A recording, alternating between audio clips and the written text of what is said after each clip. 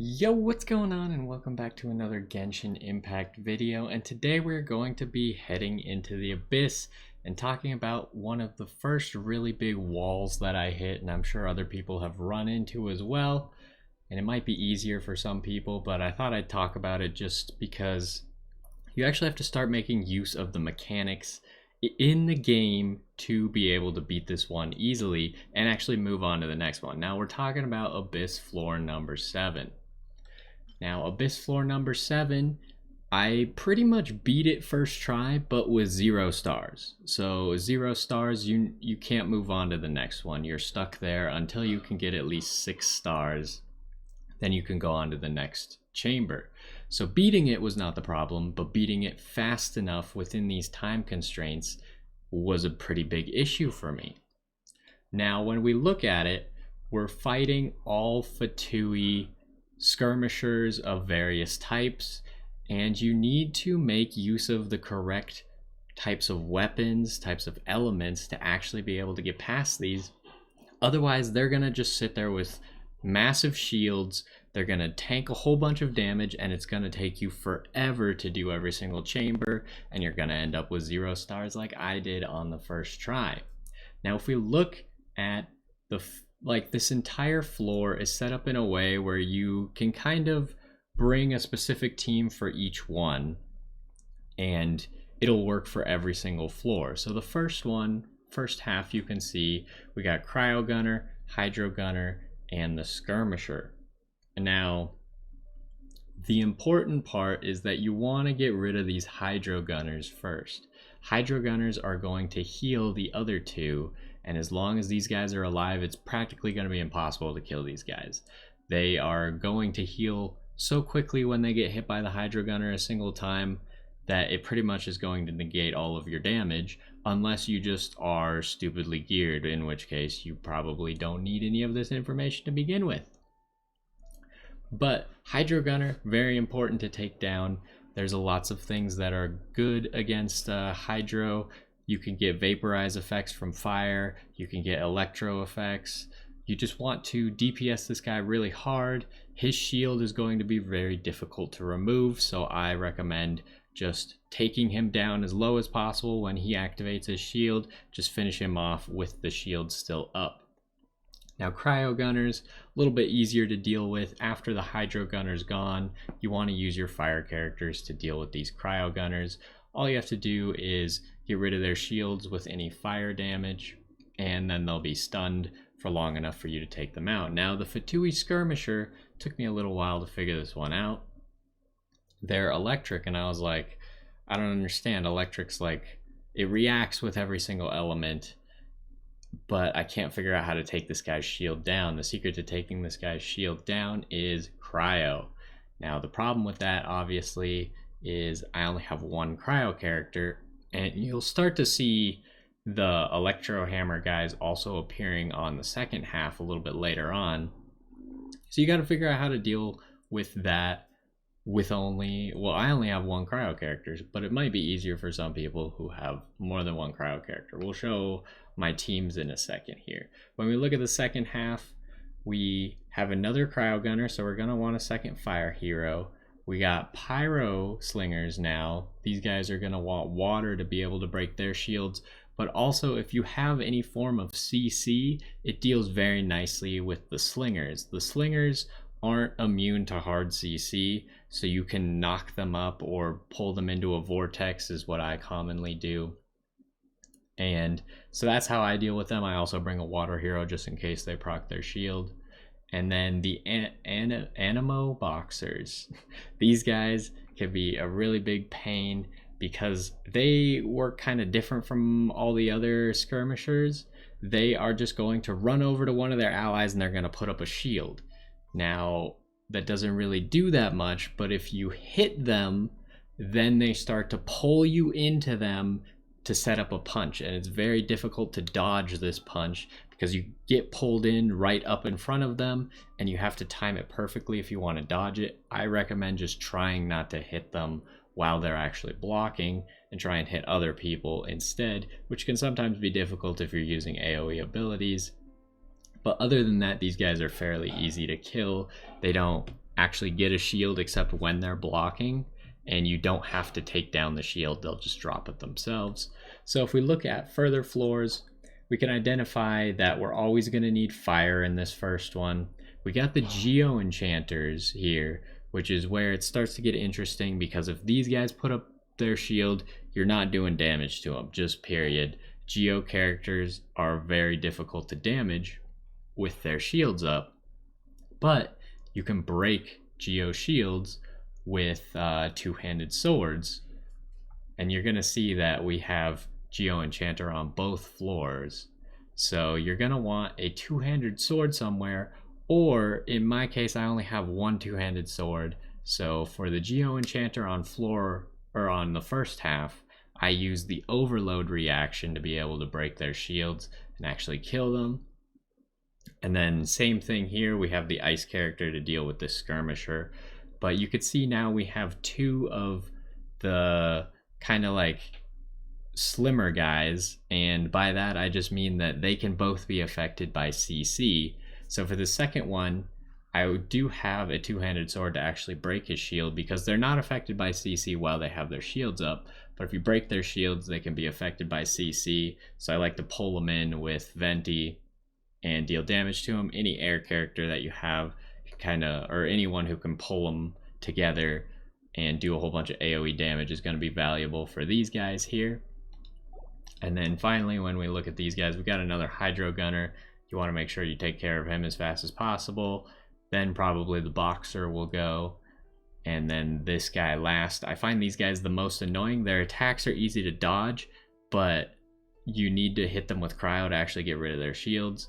So if you can't do that while you're in the middle of the fight, then you can do it once you're in the 1v1 against him.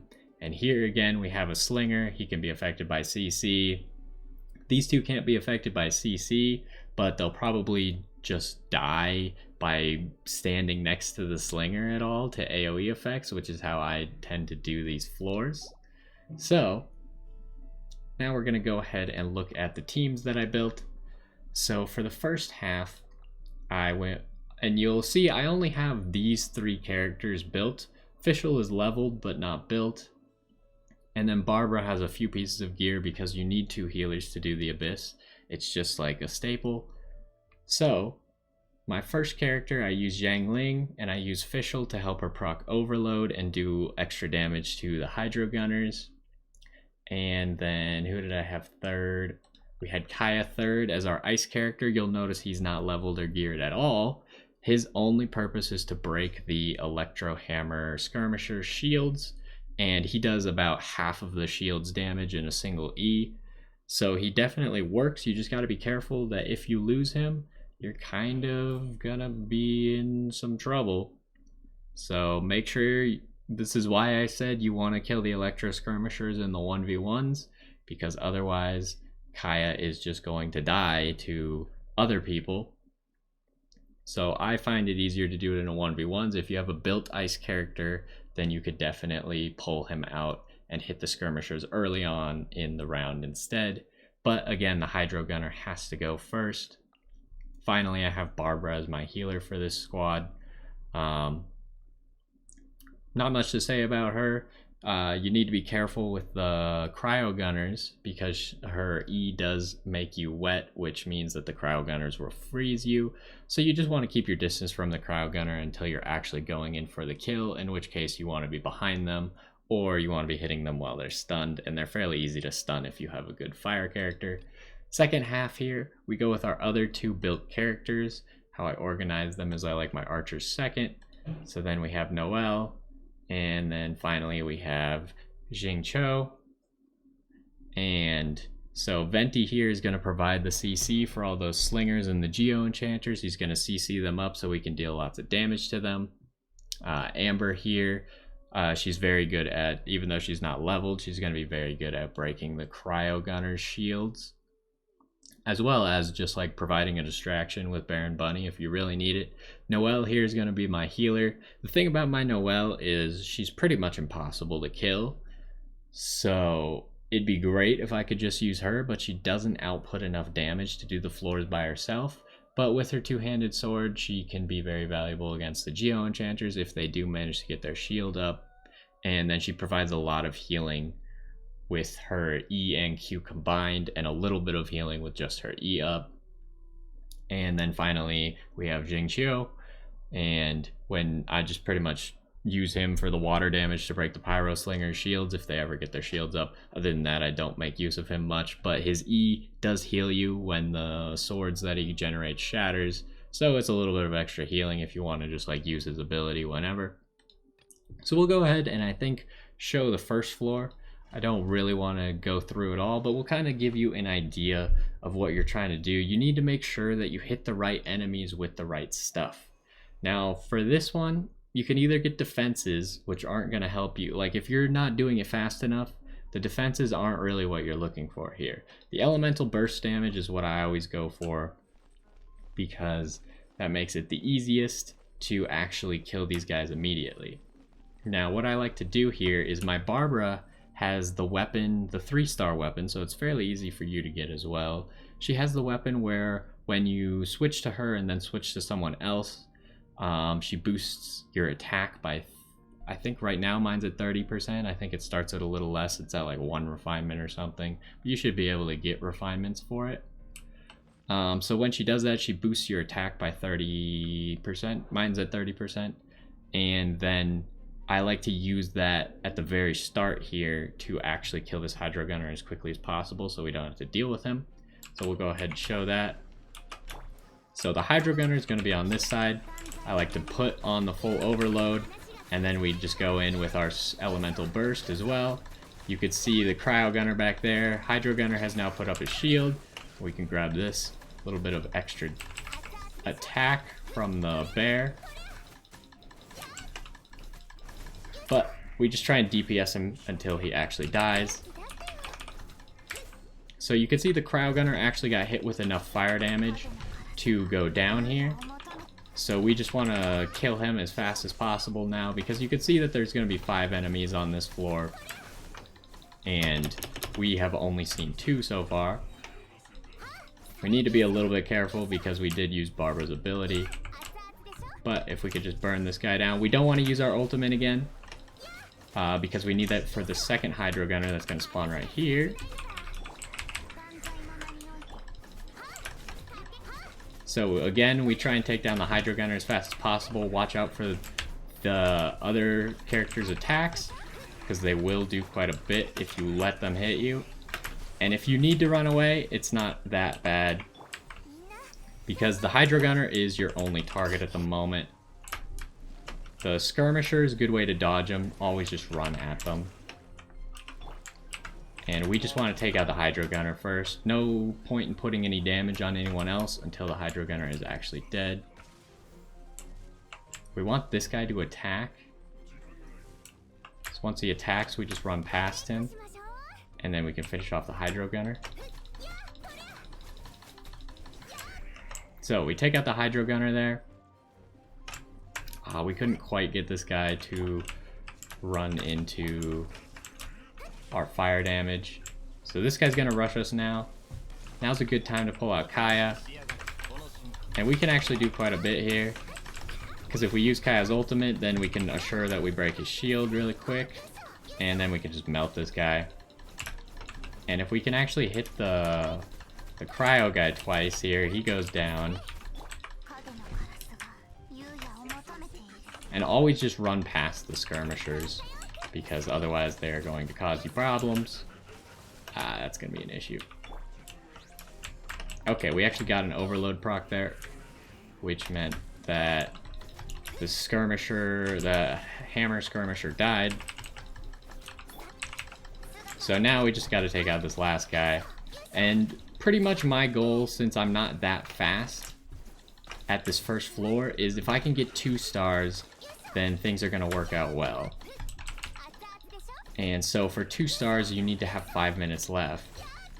Now, it's not looking great. We just want to run. Okay. That was unfortunate.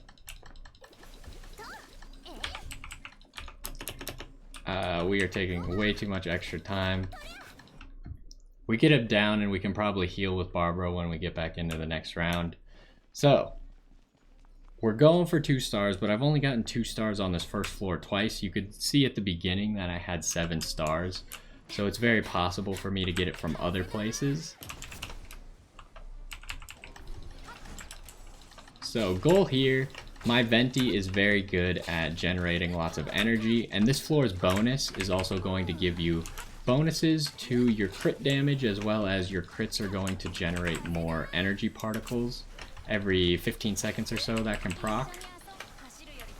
So it's going to be really good for anyone that has crit is going to be able to spam their ultimates a lot. So you want to be aware of that. This guy looks like he's going for a shield here. So we're going to want to put up Jingcho's ultimate. Oh, it didn't put up his ultimate? He died while he was putting up his ultimate. Well, that's not great, because that's going to cause a lot of problems for us. If something like that happens, you kind of just gotta quit probably, because you're going to need Jingcho in the future. You can see there's no way that we're going to finish this in 5 minutes right now. But your goal is just to get stars wherever you can get the stars. So with these guys, Amber's auto attacks are gonna do enough to be relevant to their shield. Even if your Amber is not leveled, you're gonna want to make sure that you actually use her auto attacks or any of her abilities. Her Q can pretty much take down their shields just by itself. Otherwise, I think you're gonna need 2 or 3 auto attacks.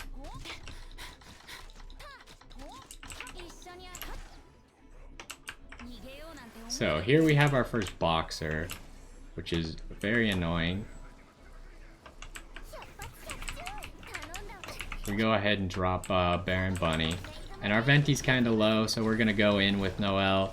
Noelle I'm not worried about ever dying. It's good to against the boxers to have a character that can't really die. It's going to be pretty useful. And the boxer could be good to take down early. It's kind of tough to decide who you take down when you're using an AoE comp like this. Pretty much just someone's gonna die, and it looks like in this case it's gonna be the boxer first. And if we can, we would like to take down this Pyro Slinger, but his shield's gonna be too difficult for us to take down without Jingcho.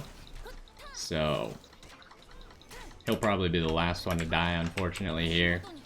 And at this point, you're just looking to beat 2 minutes so you can get at least 1 star out of this one. In my opinion, floor 2 is the easiest to 3-star. And I'll show you why, but we won't actually do floor 2. But I'll show you the reason why I think it's the easiest to 3-star. We just have to finish this floor. And if you can get 1 star, 3-star, and then 2-star, that's enough to move on. And now it's just kind of going to be a DPS race for a little while. My Venti does a lot of damage, but I can't get this guy's shield down because we had an unfortunate occurrence that would probably just make me want to restart.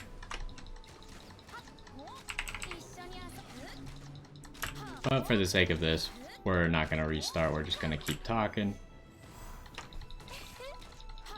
Once he goes down, looks like we're still easily going to beat 2 minutes.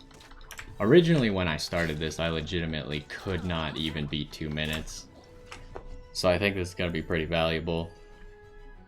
So when we continue here to floor 2, or chamber 2, not floor 2, there's going to be a specific card that you can pick.